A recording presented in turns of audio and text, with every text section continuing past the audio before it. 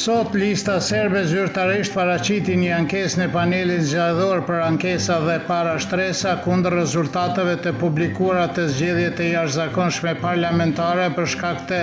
parregullsive serioze që ndikuan drejt për drejt në shpërndarjen e mandateve të destinuara për popullin serb, njoftohen nga kjo parti. Siç u tha, nga kjo parti është e padiskutueshme se iniciativa qytetare për liri, drejtësi dhe mbijetesë arriti një numër të konsiderueshëm votash me votat e votuesve shqiptar,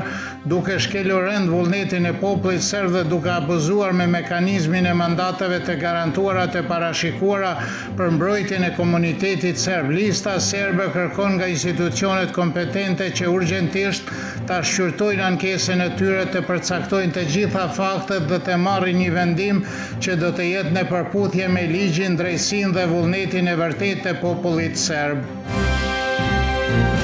Nga misioni e Euleksit thanë për Kosova Online se kanë ndjekur dhe po ndjekin ende aktivitetet e autoriteteve të Kosovës në lidhje me festimin e dieshëm të Vidovdanit, kur u pyetën nga Kosova Online se ka pasur tejkalimet e autoritetit e aktiviteteve të policisë së Kosovës në Gazimestan. Euleksi deklaroi se nëse zbulohet dëshmi serioze gjatë monitorimit, ato do të tregohen autoriteteve kompetente. Sipas njoftimit të policisë, u ndaluan 37 persona, siç thanë ata, këta persona provokuan turmën duke bërtitur slogane provokuese që përmbanin elemente të nxitjes së urrëties, duke shkelur kështu dispozitat ligjore. Ata u ndaluan dhe u liruan pas marrjes në pyetje dhe kundër tyre po zhvillohet procedura për kundërvajtje. Misioni OSBE-s në Kosovë ndoqi ngjarje gjatë festimeve të Vidovdanit përmes monitorimit të rregull dhe angazhimit me partnerë dhe institucionet, thanë nga ky mision për Kosova Online, siç u shtua, autoriteteve kompetente ju kujtua nevoja që masat e sigurisë të jenë të përshtatshme, proporcionale dhe plotësisht në përputhje me të drejtat e njerëzit dhe liritë themelore në përputhje me kuadrin ligjor. Kjo përfshin respektimin e përdorimit të lidhshëm të flamujve dhe simboleve relevante për komunitete, thanë nga OSBE-ja në përgjigjen e tyre, duke u shtuar se misioni mori parasysh raportet në lidhje me veprimet e policisë së Kosovës gjatë dhe pas festës së Vidovdanit. Përfaqësuesi special i Bashkimit Evropian për dialogun midis Beogradit dhe Prishtinës, Peter Sorensen, deklaroi gjatë diskutimit në forumin e Dubrovnikit se marrëveshja e Ohrit është një detyrim ndërkombëtar, edhe pse nuk është nënshkruar, duke u përgjigjur një pyetje të gazetarit gjerman Michael Martens, i cili moderoi panelin në të cilin mori pjesë ministri i punëve të jashtme i Kosovës në mandatin teknik Glauko Njufca. Sorensen tha se ishte konsultuar me jurist në Bruksel dhe New York në lidhje me statusin e marrëveshjes. Sorensen deklaroi gjithashtu se deri me tani ka 90 marrëveshje midis Beogradit dhe Prishtinës.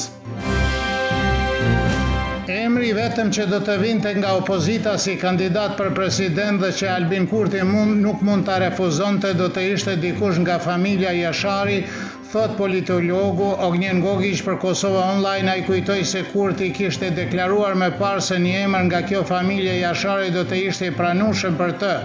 Aleksandar Rapa, ish drejtori i programit të Qendrës për përfaqësimin e kulturës demokratike në Mitrovicën e Veriut, vlerëson se për momentin vetëvendosja dhe Albin Kurti nuk duan një figurë të rëndësishme politike në pozicionin e presidentit, dhe nëse duan që presidenti të zgjidhet fare, do të zgjidhje një figurë jo partijake. Ish diplomati Syl Ukshinji vlerësoi se nëse Albin Kurti dëshiron një marrëveshje për zgjedhjen e presidentit, emri i kandidatit duhet të jetë objekt i marrëveshjes dhe se mund të jetë një person neutral nga bota akademike.